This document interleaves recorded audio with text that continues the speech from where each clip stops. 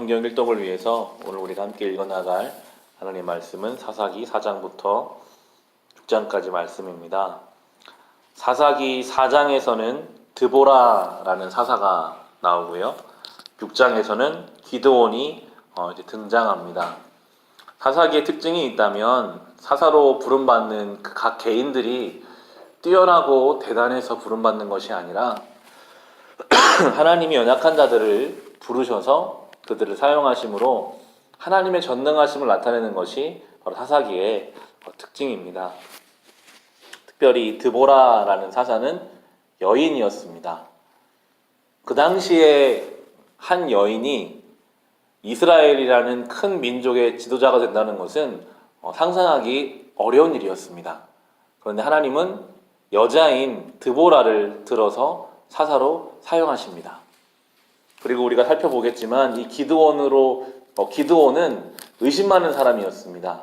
자기 스스로에 대해 자존감이 아주 낮은 사람이었습니다.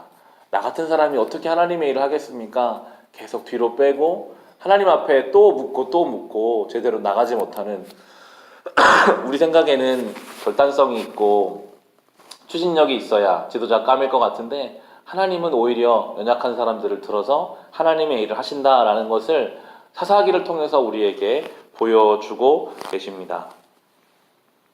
사사기 4장 1절부터 보시면 사사기의 전형적인 구성을 보여주는데요. 먼저는 이스라엘 백성이 죄를 짓습니다. 1절 3절에 보시면 에훗이 죽은 뒤에 이스라엘 자손은 다시 주님께서 보시는 앞에서 악한 일을 저질렀다. 그래서 주님께서는 하솔을 다스리는 가나안 왕 야빈의 손에 그들을 내주셨다. 그들의 군 지휘관은 이방인의 땅 하로셋에 사는 시스라였다. 야빈은 철병거 900대를 가지고 있었으며 20년 동안 이스라엘 자손을 심하게 억압하였다. 그래서 이스라엘 자손은 주님께 울부짖었다라고 나옵니다. 하나님 앞에 악을 저지른 이스라엘은 강력한 외부 세력에 의해서 압제를 당하게 되고 견디다 못해서 하나님 앞에 울부짖습니다. 20년의 시간 동안 고통을 당하는데요. 그들은 믿음이 없었으니까요. 아마 처음에는 자기 힘으로 해보려고 했을 것 같아요. 대적도 해보고 자기 수도 써보지만 안 되는 거예요. 20년이 지나고 나서야 하나님 앞에 울부짖었고 그 울부짖음을 들으시고 이제 하나님이 사사 드보라를 보내서 구원케 하십니다. 하나님이요 사랑하는 백성들을 포기하지 않으시더라고요. 눈물 흘리며 아프게 해서라도 주님 앞에 돌아오게 하시는 것이 또 하나님의 은혜임을 사사기를 통해서 볼 수가 있습니다. 그리고 결국 하나님이 승리케 하시는데요. 4장의 15절을 보시면 이렇게 말합니다. 주님께서 시스라와 그가 거느린 모든 철병거와 온 군대를 바락 앞에서 칼날에 패하게 하시니 시스라가 병거에서 내려서 뛰어 도망쳤다라고 이야기합니다. 주님께서 하셨다는 거예요. 분명히 드보라가 나가서 싸웠는데도 드보라의 이름 빠져 있습니다.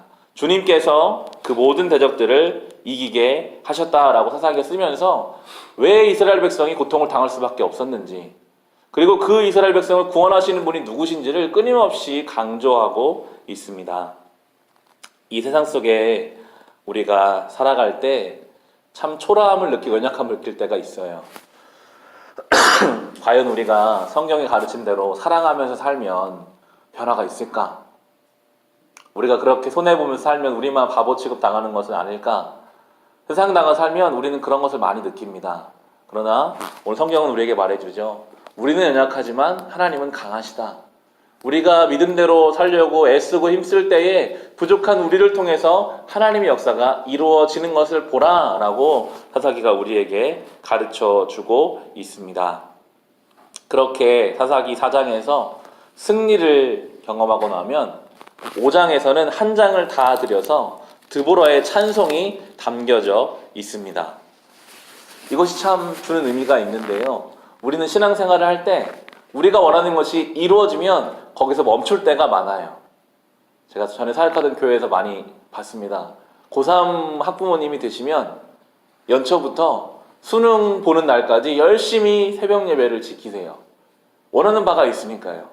이루고 싶은 바가 있으니까요. 참 신기하게도 수능이 마치면 다시 기도의 자리, 예배의 자리에 나오지 않는 것을 보게 됩니다. 물론 필요한 신앙입니다. 하지만 주님이 원하시는 것은 어떤 일과 어떤 소원을 두고 그것을 가지고 하나님 이것을 이루어 주세요. 하나님이 없고 목적으로만 다가오는 것에서 이제 이 드보라처럼 일이 이루어지고 나서 주님을 찬송합니다. 일이 이루어졌으면 그냥 끝 이게 아니라 일을 이루게 하신 하나님을 찬송하고 하나님 때문에 이 일이 이루어졌습니다. 하나님을 높여드리는 노래를 부르고 있는데요. 5장 1절부터 보시면 그날 드보라와 아비노함의 아들 바락이 이런 노래를 불렀다. 이스라엘의 영도자들은 앞장서서 이끌고 백성은 기꺼이 헌신하니 주님을 찬양하여라. 너희 왕들아 들어라. 너희 총치자들아 귀를 기울여라. 나 곧 내가 주님을 노래하련다. 주 이스라엘 하나님을 찬양하련다 라고 하면서 쭉 찬송이 지속되고 있습니다. 우리의 신앙은 하나님과 사무적인 관계가 되어서는 안 될 것입니다. 마치 직장 동료처럼 일을 두고 이 일이 잘 되게 하기 위해서 일이 끝나면 아무것도 아닌 그런 건조한 사이가 아니라 하나님이 일을 이루셨습니다. 늘 우리의 입술에 찬송이 있고 하나님이 나와 함께 하십니다. 하나님을 향한 친밀함이 있기를 주님께서는 원하고 계십니다. 주님 앞에 이 사사기를 기억하시면서 부족한 우리를 들어 하나님의 일을 하시는 주님을 바라보며 살아갑시다. 주님을 향한 찬송이 늘 우리 안에 있어서 하나님께 어떤 일만 구하는 존재가 아니라 하나님을 찬송하는 입술이 되시기를 주님의 이름으로 축원합니다. 기도하겠습니다.